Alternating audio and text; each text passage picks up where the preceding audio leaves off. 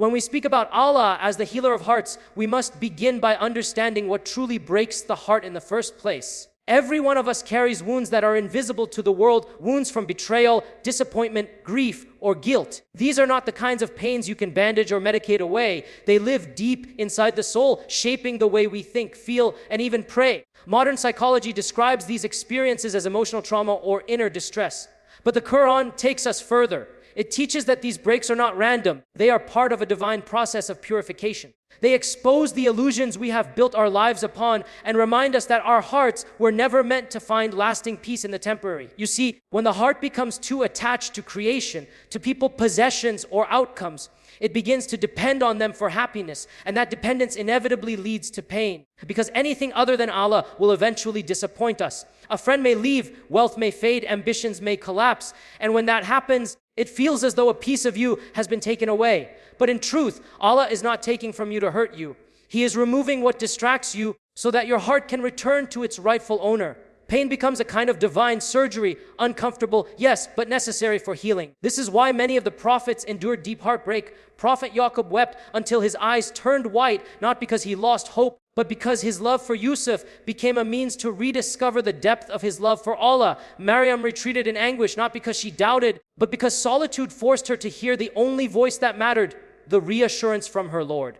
And even our beloved Prophet Ais, who lost loved ones, who was rejected by his people, who faced immense trials, through it all, his heart became softer, not harder. The pain did not break him, it shaped him. When Allah allows a heart to break, it's not a sign of abandonment, it's a sign of attention. It means Allah is still invested in your spiritual growth, because a heart that is never tested remains shallow, but a heart that has been shattered and rebuilt in the remembrance of Allah becomes unshakable. This is the paradox of faith. Allah breaks you not to destroy you, but to rebuild you upon stronger foundations. He removes the false anchors you've tied yourself to so that your heart can attach only to Him, the one who never leaves, never disappoints, and never forgets. Yet, many of us resist this process. We run from pain. We distract ourselves with entertainment, success, or relationships, thinking that if we just fill the void, it will stop hurting. But what we are really doing is delaying our healing. The wound cannot close if we keep covering it with distractions. Healing begins the moment you stop running and turn toward Allah. When you finally say, "Why Allah? I'm not okay, but I know you can make me okay." That honesty, that vulnerability is the beginning of transformation.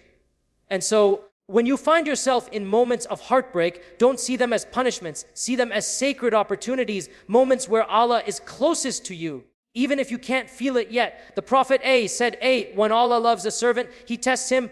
Why? Because tests purify. They strip away arrogance, entitlement, and dependence on anything other than Him. Through pain, Allah reminds you that your heart was never created to serve two masters. It was made for Him alone. If your heart is broken tonight, let it break beautifully. Don't rush to fix it, let Allah mend it. Every tear, every ache, every sleepless night is being witnessed by the one who calls Himself Al-Jabbar, the one who restores what is shattered. Your pain is not meaningless. It's the language through which Allah speaks to you, saying, "Return to me, and I will heal you."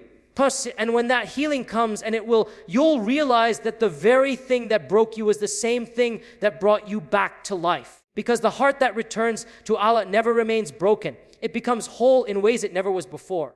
When life collapses around you, when something you were certain about suddenly falls apart, the immediate reaction of the heart is confusion.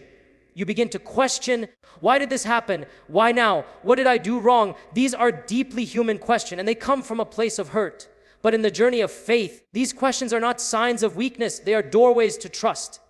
Because when logic fails and control slips away, Allah invites you to enter the realm of Tawakkul, that sacred trust in His wisdom even when you don't understand His plan. Trust in Allah is one of the most misunderstood concepts in our spiritual vocabulary. Many think it means passive surrender, that you simply sit back and wait for life to unfold. But Tawakkul is not fatalism. It's not giving up. It's giving in, giving your heart fully to the belief that what Allah chooses for you is better than what you could have chosen for yourself. It's the balance between effort and serenity, between striving with your body and submitting with your soul.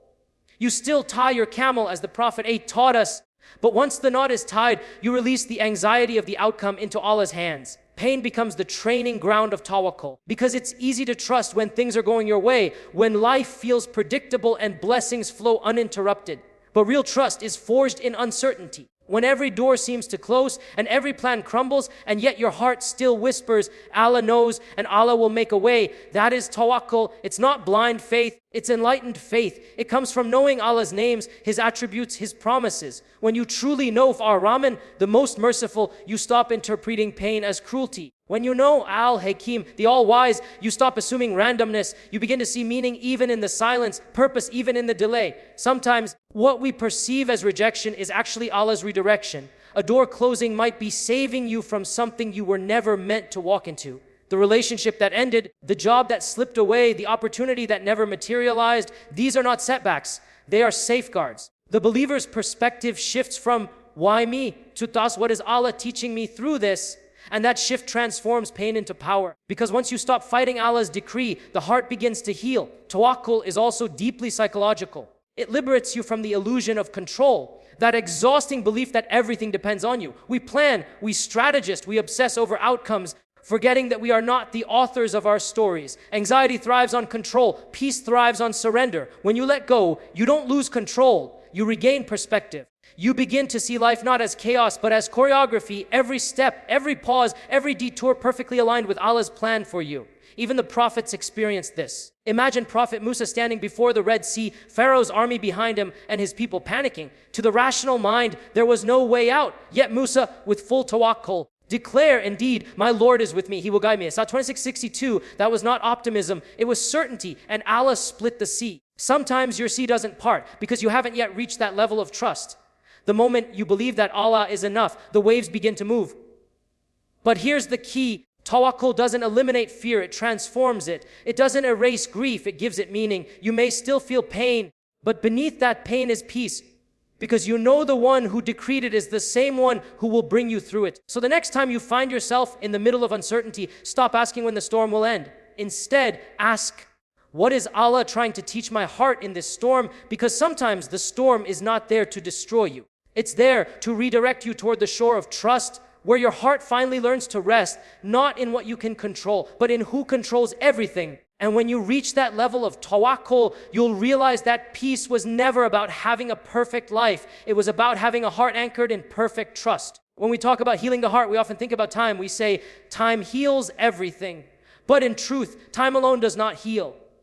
Time only dulls the pain, buries it beneath new distractions, new routines, new relationships. What truly heals the heart is not the passage of time, but the presence of Allah within that time. The real medicine for the heart is found in the two most powerful tools Allah has given us, the Quran and Dua.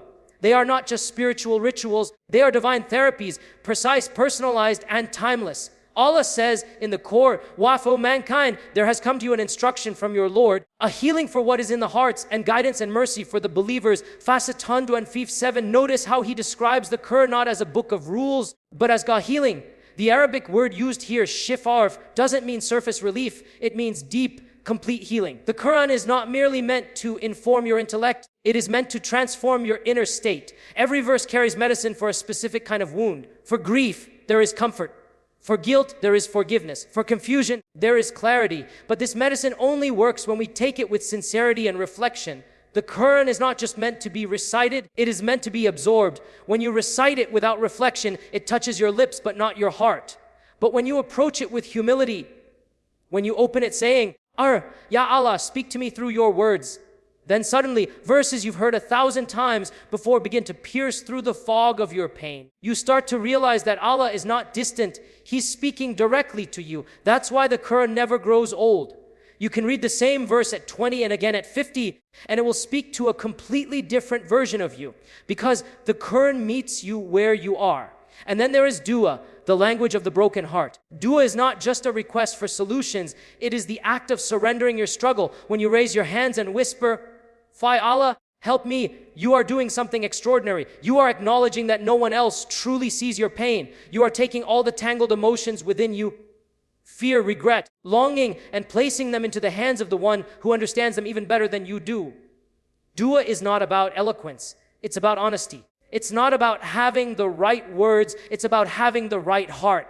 Even the prophets, with all their strength and patience, healed their hearts through dua. Prophet Ayub cried out in his suffering, indeed, distress has touched me, and you are the most merciful of the merciful. So 2:8:3, Prophet Yunus, from the darkness of the whale's belly, said, there is no God but you, glory be to you. I was indeed among the wrongdoers. See, 21:87, these weren't long or poetic prayers. They were simple, raw, and sincere, the kind of dua that pierces the heavens.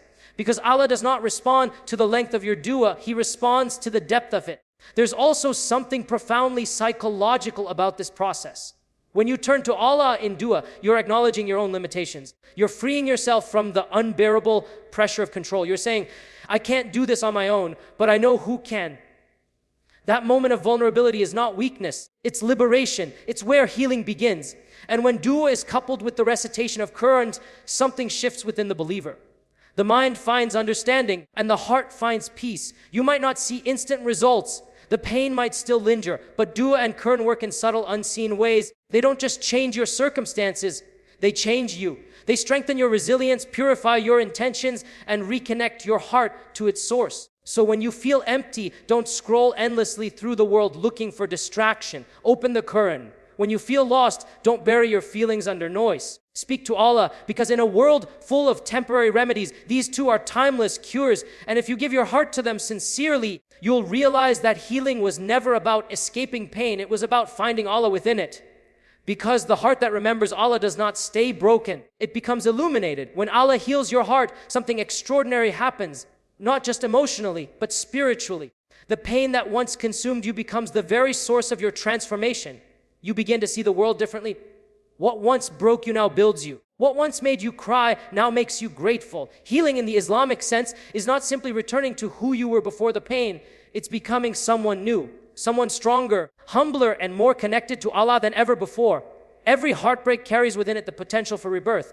Allah in His mercy doesn't just patch up a broken heart. He reconstructs it. He removes arrogance, softens the ego, and replaces dependence on people with dependence on Him. Through that process, He teaches you the most profound truth, that peace is not found in getting what you want, but in being content with what He gives. You learn to stop seeking validation from creation and start seeking fulfillment from the Creator. Think about the metaphor Allah uses when He calls Himself Al-Jabbar. This name is often translated as the compelled, but it also carries the meaning of the one who mends what is broken. When something breaks in this world, a bone, a vessel, a heart, and it's mended, it doesn't return to exactly how it was before. The fracture heals, but that part becomes stronger. And that is how Allah heals hearts. He doesn't erase the scars, He strengthens you through them. Your pain becomes your proof, evidence that Allah was with you in every tear, every prayer, every moment you thought you couldn't go on but did. This transformation is not theoretical, it's deeply human. You start to notice that your patience increases, your judgment softens, and your compassion deepens. You forgive more easily because you've learned firsthand how fragile people are. You stop chasing things that don't last because you've already seen how temporary they are. In short, your heart becomes wiser. It's as if pain removed the veil from your eyes, allowing you to see reality as it truly is, fleeting, unpredictable, and completely under Allah's control. This is the kind of healing that the world cannot offer. The world tells you to move on, to distract yourself, to find yourself through external experiences. But Islam teaches that healing happens when you move faith inward, not outward, when you return to the heart's original alignment with its Creator. Once you have experienced that divine healing, you carry a light that no hardship can extinguish. You walk through life with calm certainty, knowing that even if you break again, the one who healed you before will heal you again. And what's beautiful is that a healed heart doesn't just benefit you, it benefits everyone around you. The person who has tasted divine healing becomes a source of mercy. They no longer respond to others' pain with judgment, but with empathy. They no longer see trials as curses, but as opportunities for spiritual growth. In a way, they become instruments of Allah's compassion, living reminders that no one is ever too broken to be restored. This is the divine cycle. Allah breaks you to bring you closer. He heals you to make you stronger, and He strengthens you to help heal others. The same heart that once cried out in desperation becomes the heart that comforts others with conviction. That is how you know your healing is complete, not when the pain disappears, but when it transforms into purpose. So if you've been broken, if you've been through loss or disappointment, don't rush the process. Let Allah rebuild you in His time and His way. Because when He heals, He doesn't just restore what you lost. He gives you something greater, a heart that knows Him more intimately, trusts Him more deeply, and loves Him more sincerely. And when you reach that stage, you realize something profound. The pain was never your enemy. It was your teacher. It was the hand of Allah guiding you back to Him. So the next time your heart breaks, remember, it's not the end of your story. It's the beginning of your healing.